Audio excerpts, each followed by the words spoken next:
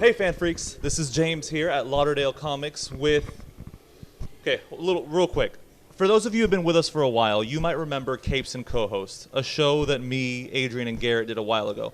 I invented a whole segment on that show of indie comic spotlight specifically to talk about that book right there called Tart.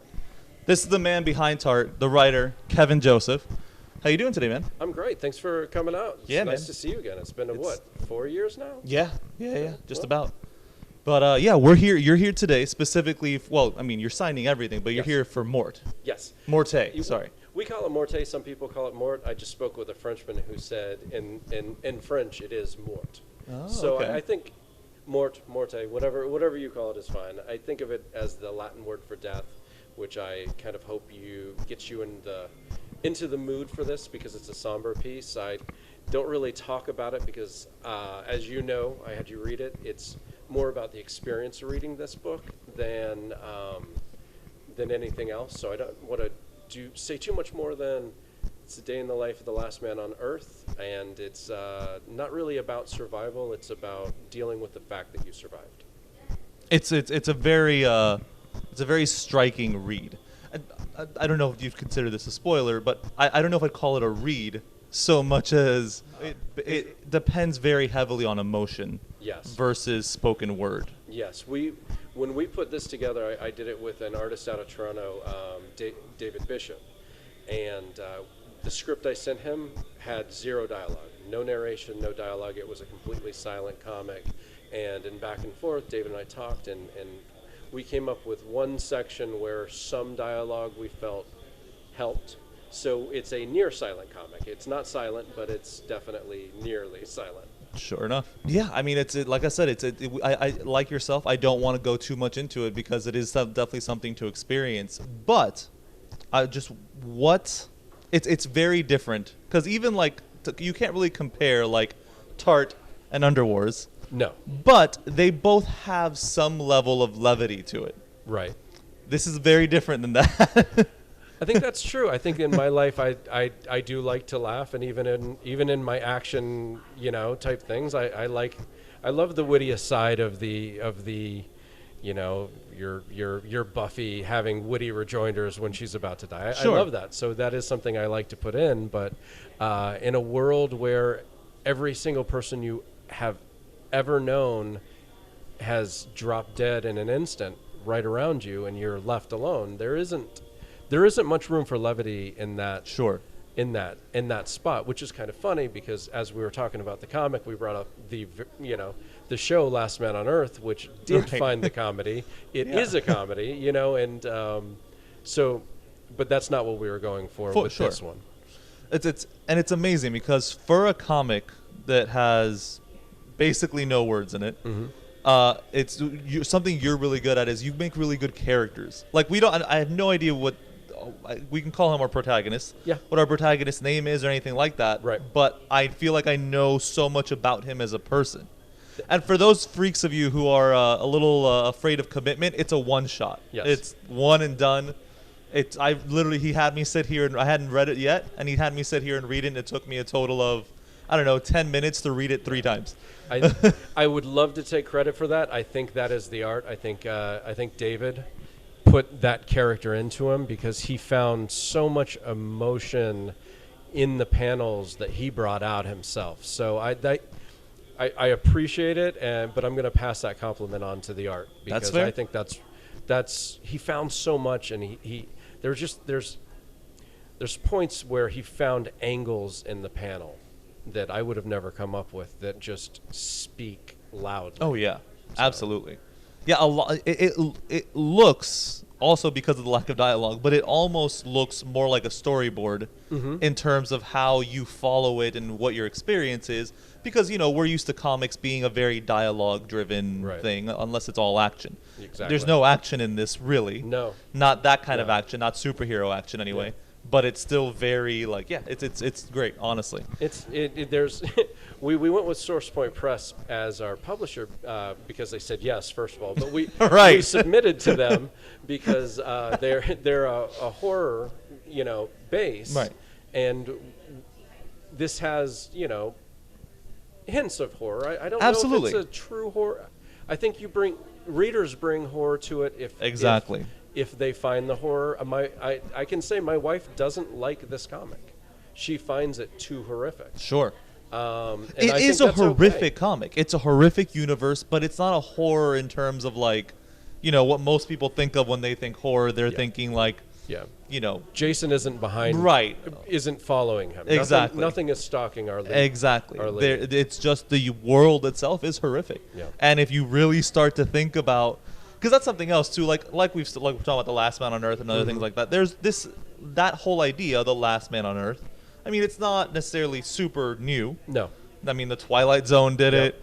I mean, it's been done. Right. But usually none of those stories invite you to take the journey of thinking, no, but what if you actually were the last person? And this definitely invites that, and that's the horror. That's fun. That's fun for me to hear. Sure. Because that was certainly a bonus that we hoped for. Right. But you can't know that that's going to come. Absolutely. So that's nice to hear.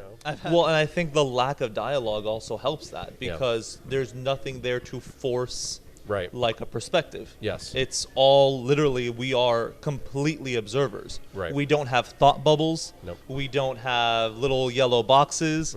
We don't have any of that. We are literally spectators, ghosts, if you will, in this universe of one man alive.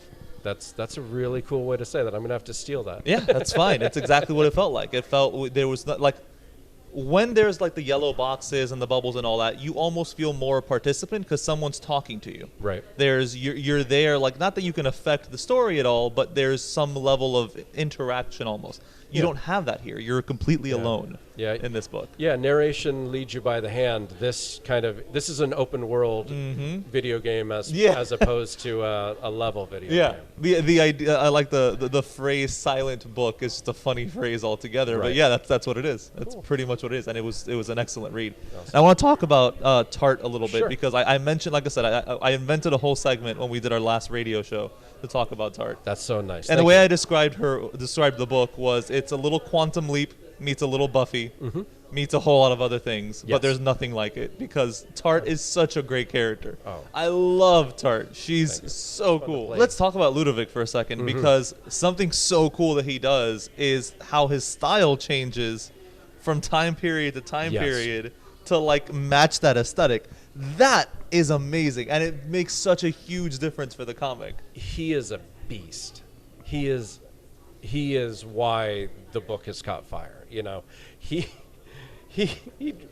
the first issue he draws, we center 1950s New York. He draws it. He does this Technicolor pop with the color. And the second issue, we sent the poor girl back to an ice age. I say I love her. I don't know if she loves me because I put her through hell. Sure. But we sent her back to an ice age, and he said, "I've always wanted to paint a comic. Am I allowed to paint the comic?"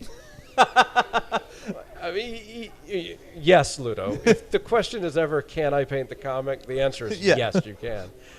But it wasn't so much that he just wanted to paint. It's that the feeling of the watercolor created a crisp boldness to the art that you wouldn't feel if he had drawn it and painted it in Photoshop like he normally does. So, I don't have to worry about anything. He and I figure out what the story is going to be. I write a script that I think is going to, excite him, and then I just wait and just see what it's going to be, because it's always gorgeous. Yeah, it truly is. And again, it makes such a big difference for like us, the audience, because it really does help you go somewhere new. Right. Like it's abrupt, it's different. You realize that you're being taken somewhere else. Right. And I make sure and let people know when they get to that painting section, it's the same artist. Yeah. I want them to know I didn't, get Ludo on issue 1 and Bobby on issue 2, and it's the same artist doing this. Now, he did take a break. When you get to issue 6, we had Carl Moline pinch hit for one issue, because Ludo had to take about a year off. And Got it. But Ludo's back on, so if you got to replace Ludo, you replace him with Carl Moline. That's not a bad pinch hitter. No. And again, I want to ask you a kind of spoilery question, but I don't want you to reveal the spoiler. This is the yes or no question. Okay. Do you have an end in mind for Tart? Absolutely. Yes. Yes. fantastic. That's so interesting. We have an outline for the entire series. We know where it's going. We have an end game for Tart. The universe could go on if another creative team at that point wanted to explore the universe. I think that would be fun. Cool. Actually, let's talk a little bit about. Let's go to the complete extreme. Let's talk about Underwars a little bit. Okay, there's a reason my publishing company is called Catch-All Comics because I had Tart, and then I have. Our screwball comedy where you throw a monkey in men's tighty whities and he can immediately talk in kung fu fight because science. Sure. Yeah, absolutely. I think that what we like to think of it as if Teenage Mutant Ninja Turtles was created by Ben Edlund. Yeah. Then that's what we're going for. Yeah. It's somewhere in the middle of those two. It's definitely trying to be much funnier and goofier than the original Teenage Mutant Ninja Turtles. But it's not a straight satire like the 10. No. Tell me a little bit about the birth of Baxter in your mind. He has a character, and I'll step out of the story. Yeah. He came from the fact that Chris Brennan, who co-writes it with me, that's the only comic that I co-write. I don't do all the writing. He and I really put the stories together ourselves.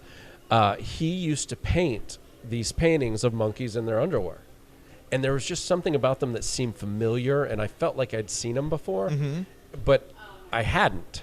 So what I would do is I would bother him. I'm like, we should make that into a comic. We should make that into a comic. And we're just getting worse and worse as we go, because when we started, we didn't know if we were going to try to market this to like 10-year-olds as kind of an after-school feel, or college students as a over the line South Park feel. Sure. And the way my artist draws the underwear bulge, 10-year-olds do not like it. They literally physically back up from our poster. Like, it's great to see these kids like, which is a good reaction for them to have. Yes. But so now we put in everything inappropriate we put in. So it's daunting, man, to like actually sit down, write it, draw it, and actually get someone to publish it, or get the money to publish it, or get people to pay attention to it. Yep. So talk to us a little bit about that journey. It's exhausting. Yeah. It is. It's one of those things where I am exceptionally lucky to have had my wishes come true with this. Sure. Morte started out as me on a plane coming back from New York Comic Con, and I just had a twinkling of an idea, and I just wrote it in my notebook. And I didn't. It's a nearly silent comic, one shot, outside of what my normal books are, so my readership wouldn't expect it from me. I don't really know of a way to sell it because I don't want to talk about it. I want you to experience it. But I needed to find an artist. And I came to David and I said, here are all the reasons you shouldn't accept this job. This, and this.